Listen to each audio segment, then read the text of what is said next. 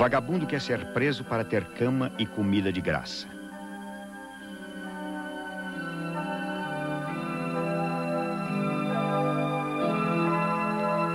Ele faz várias tentativas, mas por mais que ele tente, não consegue.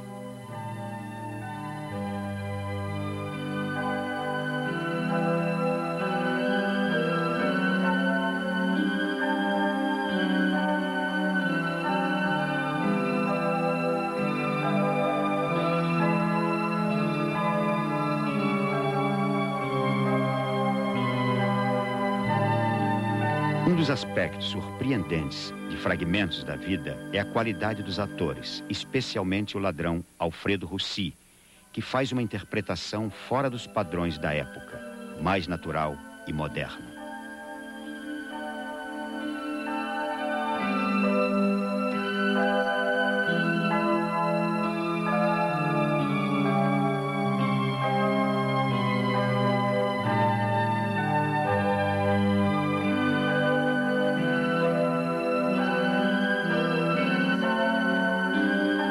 No final, o vagabundo vai à igreja, se arrepende e decide se regenerar.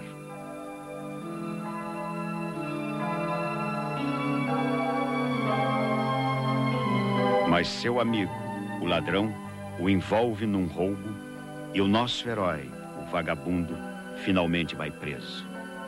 Para completar o drama, na prisão, o vagabundo se suicida. Fragmentos da Vida também utiliza a temática moralista dos outros filmes da época. O pecador que se regenera, o suicídio dramático na prisão. Mas também surpreende pela maturidade da linguagem narrativa, simples e eficaz. Um sinal de que o que era antes apenas entretenimento começa a ganhar uma nova dimensão, a dimensão da arte. Veja no próximo segmento. O cinema feito de norte a sul do Brasil. Os Tramalhões em São Paulo. Uma aventura gaúcha, a beleza selvagem de um filme pernambucano.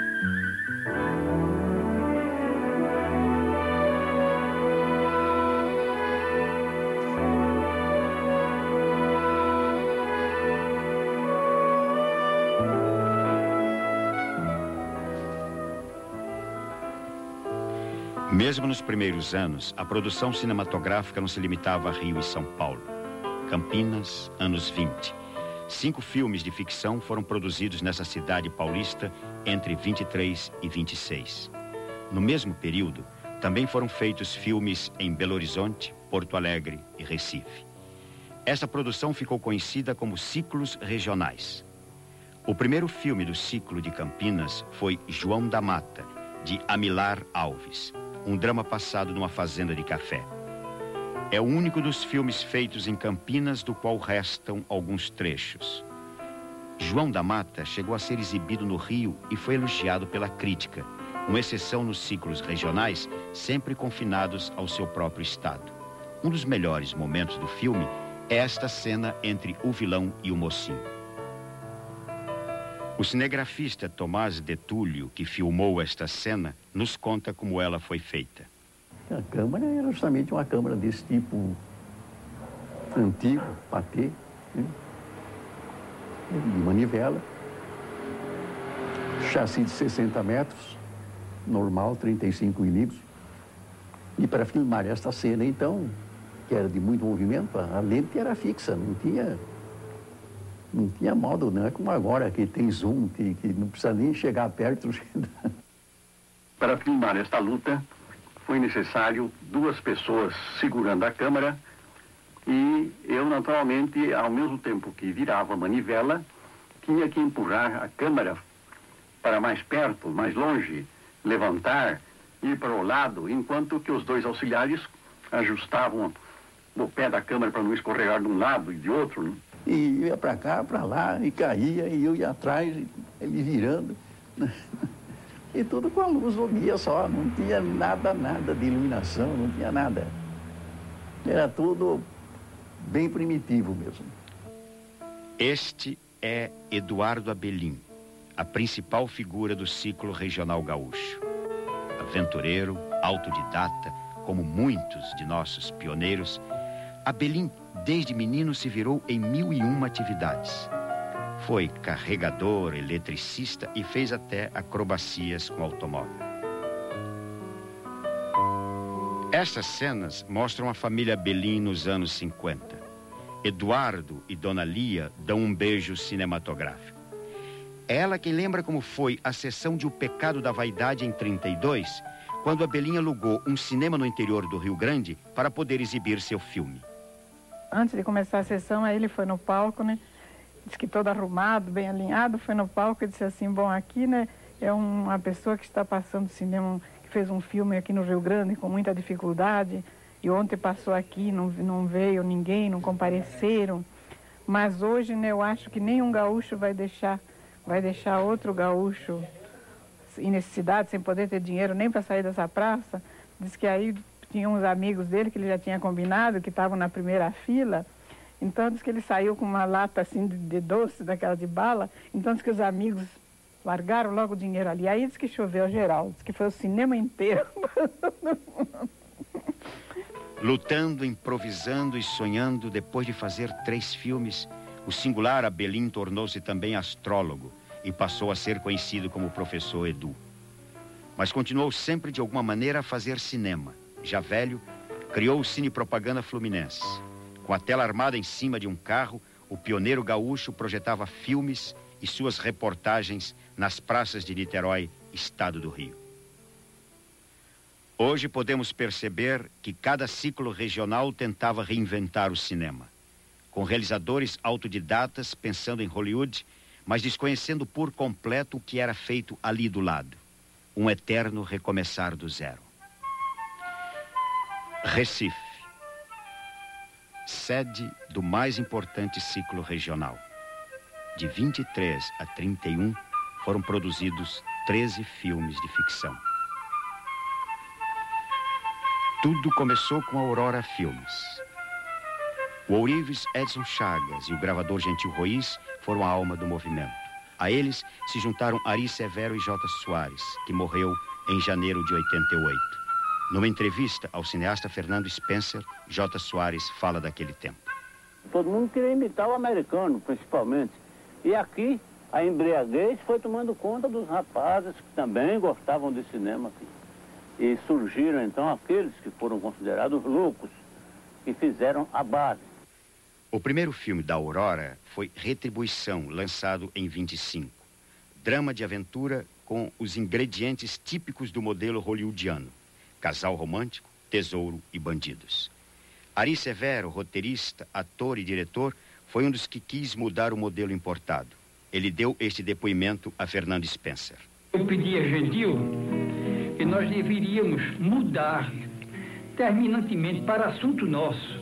E ele disse, o que você sugeriria? Eu sugiro um filme sobre praia, sobre praeiros, sobre jangada, esse pessoal, sabe, que luta no mar. Ele concordou, então nós fizemos Aitaré da Praia. Aitaré é o filme mais trabalhoso que nós tivemos. Um filme que foi classificado naquela altura superprodução. O filme conta os amores do jangadeiro Aitaré, interpretado pelo próprio Ari Severo. As grandes qualidades de Aitaré da Praia são o gosto pela beleza selvagem do cenário pernambucano e o lirismo dos personagens. A estrela do filme era Almeri Esteves. Ela era a namorada do galã Ari Severo, que a trouxe para o cinema. Eu conheci essa moça, uma vizinha. Convidei a Almeri e ela disse, bom, eu não sei, tenho uma loucura por cinema e adoraria trabalhar em cinema, mas não depende de mim, depende da minha família. Para derrubar os tabus dessa família não foi mole não, sabe? Eu basta dizer que tinha padres e freiras dentro do negócio, sabe? Almeri se tornou a principal estrela do ciclo do Recife. Muitos anos depois, ainda guardava recordações daquela época. Eu gostava de ver as fotografias e tudo, me achava bem. Agora, eu nunca estava satisfeito com o que fazia. Podia ter feito muito melhor. Sempre eu dizia, se eu fosse repetir esta cena, não era dessa maneira. Não gostei do jeito disso, só era isso que eu fazia sempre. E realmente, eu queria que fosse de outro jeito. Mas só depois que a gente assiste é que tem a ideia, né? Mas valeu a pena todo o sacrifício? Todo o sacrifício valeu a pena. E Maria, ainda hoje me emociona. Almeri e Ari se casaram e participaram de praticamente todos os filmes do ciclo de Recife. Viveram juntos até a morte de Almeri em 1982. A Filha do Advogado é a produção mais cara e foi o maior sucesso do ciclo do Recife. A cena do estupro é das mais fortes e ousadas do filme, feito em 27. O estuprador, interpretado por Jota Soares, é meio-irmão da sua vítima, mas não sabe disso.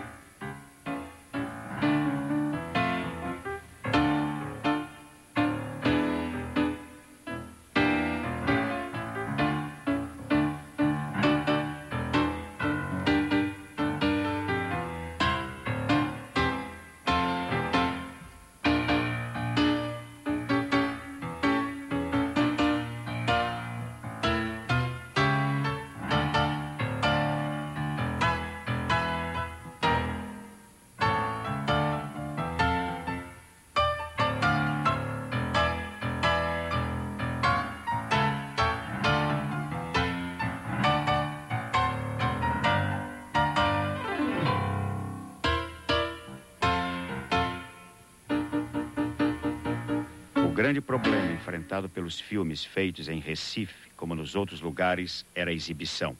A maior parte dos filmes desse ciclo só foi vista no Cinema Royal de Recife. No mundo inteiro, não havendo cadeia exibidora, não se podia ver o filme em parte alguma do mundo. Tudo foi difícil enquanto não existiu uma distribuição fecunda. Não havendo essa parte, então, tudo que se fazia era perdido. A dificuldade de distribuição e exibição estrangularia cada um dos ciclos regionais. E o cinema sonoro se encarregaria de decretar o seu fim. Um novo tempo estava a caminho.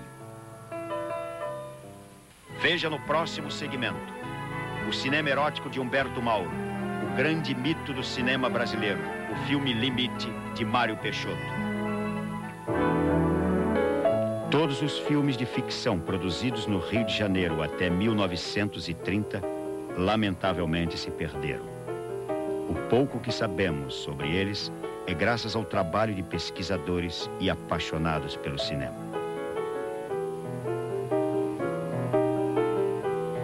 Nos anos 20, o Cine Teatro Íris se tornou o ponto de encontro de um grupo de jovens apaixonados pelo cinema. Eles passavam horas e horas conversando sobre as últimas produções de Hollywood, fazendo e desfazendo filmes na imaginação. O líder do grupo era Adhemar Gonzaga. A filha de Adhemar, Alice, lembra como ele começou a fazer cinema. Desde 7 anos de idade, ele já fazia cinema com caixinha de sapato. Já fazia uma espécie de... fazia uns desenhos, umas caricaturas, e colocava como se fosse uma fita e passava na caixa de sapato, e a fita e os desenhos eram os acontecimentos da semana na rua que ele morava, lá no André Cavalcante. Em 26, Adhemar Gonzaga fundou a revista Cinearte, que tinha Hollywood como ideal, mas também lutava pelo cinema brasileiro. Cinearte passou a fazer um papel fundamental, unindo os pioneiros que filmavam isolados pelo país. Um produzia em Minas, o outro lá em Recife, mas nenhum sabia o que o outro estava fazendo. E eles começaram a unir e dava assim uma publicidade incrível a todo mundo que estivesse produzindo. Foi assim que, em 28, o medalhão Cinearte de melhor filme brasileiro foi para O Tesouro Perdido, de um mineiro do interior chamado Humberto Duarte Mauro. Tesouro Perdido foi filmado em Cataguases, Minas Gerais. O galã era o irmão de Humberto, Bruno Mauro. Bruno também ajudou na fotografia. Zé Carijó era Zeca, filho de Humberto. Os atores eram quase todos da família do diretor. O próprio Humberto fez o bandido. E a mulher dele, Dona Bebe, foi a mocinha. Como podemos ver, pelo elenco, a produção continua do tipo fundo de quintal. Mas em Tesouro Perdido, já se começa a perceber o talento e a inventividade de um diretor que se tornaria um dos grandes nomes do cinema brasileiro. Humberto era um verdadeiro artesão. Para fazer essa tempestade, ele riscou os raios na própria película e usou um regador por cima da câmera. Para poder filmar as patas dos cavalos, Humberto improvisou uma teleobjetiva com uma lata de farinha em forma de tubo. Mesmo premiado, Tesouro Perdido nunca foi exibido comercialmente no Rio. Só teve uma sessão especial no Cinema Íris. Em Cataguases, os filmes de Mauro faziam maior sucesso. Eram exibidos aqui no antigo Cine Teatro Recreio, hoje o Cine Edgar. Humberto morava nesta rua. A irmã dele, Dona Ofélia, lembra da adolescência de Humberto. A noiva dele era até protestante, a noiva dele. Era Bíblia, como eles falam agora, né? E nós somos muito católicos, né? Então o papai e a mamãe não queriam que ele casasse nem nada, mas ele tanto pelejou, rezava muito para ela, assistia a missa, sempre rezando, pensando nela, porque ele gostava muito dela. Até ela virar. Ela virou, ficou católico e ele casou. E nós tínhamos muita relação de amizade mesmo, porque o Humberto Mauro, além das suas funções de hidráulica, de eletricidade, de cinema, ele gostava muito de esportes. Foi um grande jogador de futebol aqui num time que chamava-se Flamengo, de Cataguases. Ele era cinema da manhã à noite. Você chegava, o Humberto conversava com a bomba, caía no cinema. O cinema, uma ocasião eu disse até ao Carlos Roberto, não é? O Carlos Roberto, que ele dizia que nós temos que nos embriagarmos, temos que viver embriagados. Ou com o vinho, ou com o amor, a paixão, com isso, aquilo, outro, etc, etc. Nós temos que... A vida é boa, temos que viver assim. Eu então disse para ele, o Humberto, quase aplicando-se ao Humberto esse conceito, ele vivia de porre do cinema brasileiro. O filme seguinte de Humberto Mauro, Brasa Dormida, de 28, é menos provinciano. Algumas cenas foram filmadas no Rio de Janeiro. Brasa Dormida marca a estreia de um dos maiores fotógrafos do cinema brasileiro, Edgar Brasil. Os movimentos de câmera e enquadramentos são marcas da excepcional fotografia de Edgar. Uma das características mais marcantes da obra de Mauro já surge em Brasa Dormida. O lirismo das cenas de amor, o erotismo e a sensualidade. Os padrões morais da época e do próprio Mauro não permitiam cenas explícitas. O erotismo está no pensamento dos personagens e do público. Veja nesta sequência como Mauro constrói, plano por plano, a tensão erótica entre a mocinha e o galã. O puritanismo de Mauro está implícito na imagem da serpente, símbolo da tentação. Aqui vemos outra marca das cenas de amor de Mauro, o voyeur, o terceiro personagem que secretamente espia o encontro amoroso.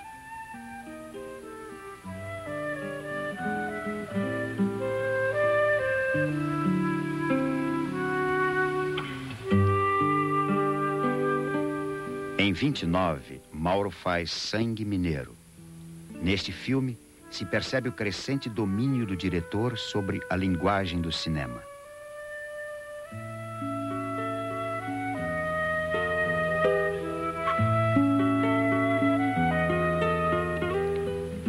O fotógrafo é mais uma vez Edgar Brasil.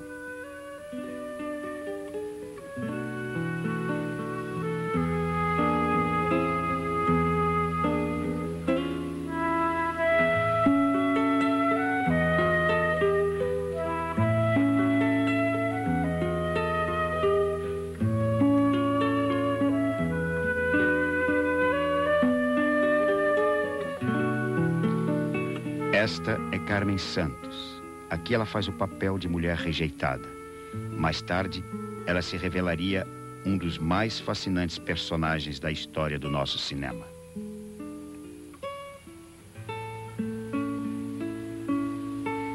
Em Sangue Mineiro, se reafirmava o talento natural de Mauro para filmar o erótico e o romântico. Sangue Mineiro fracassou comercialmente. Sem opção de trabalho em Minas, Mauro aceitou o convite de Adhemar Gonzaga para filmar no Rio de Janeiro. Talvez a maior contribuição de Humberto Mauro foi de ter desde o início conscientemente buscado um estilo brasileiro de cinema.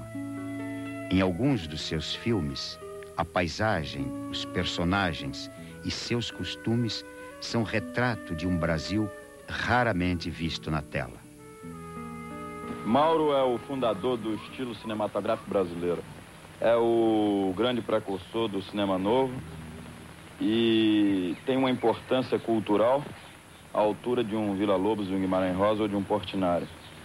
Não podemos desconhecer Mauro nem hoje, nem no futuro, porque se as novas gerações de hoje muito aprenderam no seu estilo de enquadrar e no seu clima poético, em toda a sua observação do social e do humano, gerações futuras também terão de aprender muito mais ainda, porque a obra do Mauro, com o tempo, fica mais clássica, fica mais profunda, fica mais resistente. A outra grande figura do cinema mudo era o oposto de Mauro, Mário Peixoto. Um jovem sofisticado, nascido na Bélgica, influenciado pelo cinema de vanguarda alemão e francês. Em 1930, com 20 anos, ele fez uma pequena ponta no seu único filme, Limite, e entrou para a história. Humberto Mauro foi que ele apresentou um jovem fotógrafo de grande talento, Edgar Brasil. Mauro e Adhemar Gonzaga emprestaram a câmera. Carmen Santos foi com a equipe para Mangaratiba, onde viveram vários meses na fazenda de um tio de Mário Peixoto. Essas cenas foram feitas durante um intervalo da filmagem de Limite.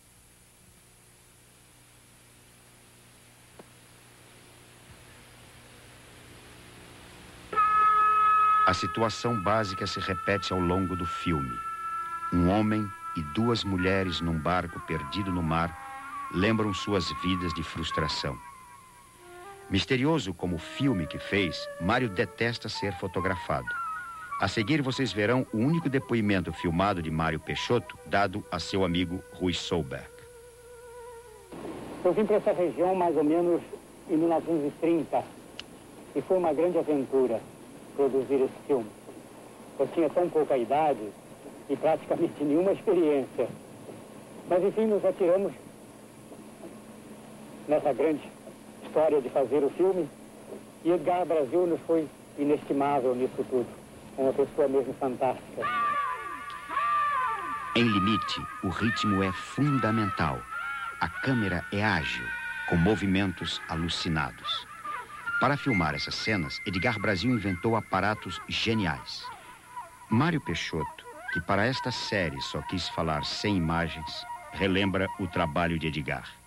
Esta cena foi feita da seguinte maneira. Edgar Brasil estava dentro do andor, que era carregado por 6 homens, com os passos desencontrados para não haver oscilação da câmera. Ensaiados todos por Edgar Brasil. Edgar ia dentro do andor. Então as personagens iam na frente e eu que dava as ordens, dizia, podem começar. Eles começavam, né?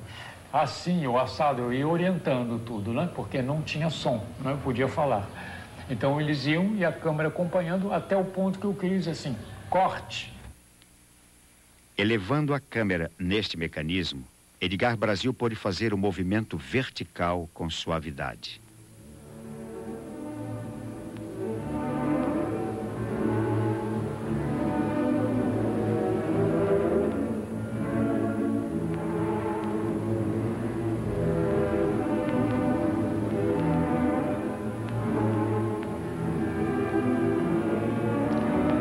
E do alto deste andaime, Mário Peixoto e Edgar Brasil filmaram este ponto de vista aéreo. Limite estreou em 31 numa sessão especial do Chaplin Clube do Rio. Brutus Pedreira escolheu a música de Satie, Debussy e Ravel.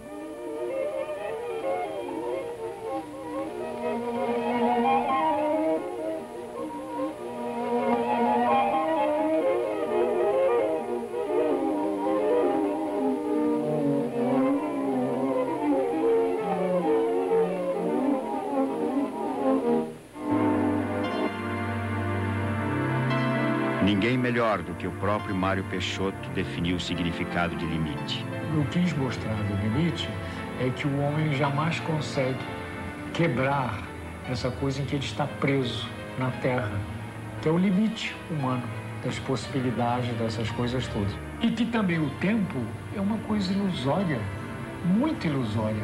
Haja visto o relógio, por exemplo. O que o relógio está dizendo? Mais um, mais um. Mais um. Na verdade, o relógio não está dizendo isso. Nós é que não escutamos direito. Ele está dizendo menos um, menos um, menos um. O tempo não existe, sempre é uma coisa ilusória. Não existe. É isso que eu quis provar em Limite. E creio que consegui. Visto por poucos, não exibido comercialmente, Limite virou um mito. Hoje, há quem diga que nos anos 30, o filme fez muito sucesso no circuito de arte de Londres e Paris. A verdade é que Limite é um clássico do cinema brasileiro.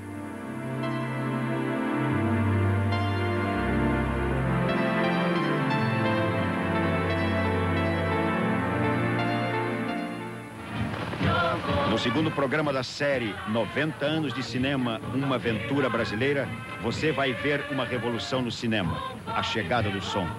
Guardei a serpentina que ela me atirou, brinquei com a colombina até às 7 da manhã. A grande dama do nosso cinema, Carmen Santos, uma portuguesa que era balconista e virou uma grande estrela e produtora de filmes. O Descobrimento do Brasil, a obra mais ambiciosa de Humberto Mauro, com cenas memoráveis musicadas por Villa-Lobos. Os primeiros filmes dramáticos da Atlântida, mostrando o surgimento de alguns dos nossos melhores atores.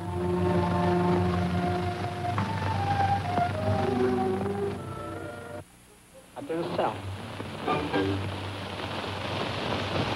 Tchau. E o nascimento do gênero mais popular do nosso cinema, a chanchada, e com ela essa dupla inesquecível, Oscarito e Grande Otelo. Oh, Julieta, como é? Tu aí nessa boca? Ora, meu, a máscara noturna esconde a minha face e tu não podes ver o meu pudor de donzela. No próximo domingo, os anos 30, uma fascinante viagem pela história do cinema e do Brasil.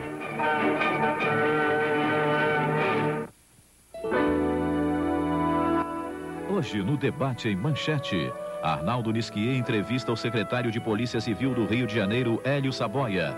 Educação ou polícia? Qual o melhor meio para se combater a criminalidade? Debate em Manchete, daqui a pouco. Assista agora, Toque de Bola.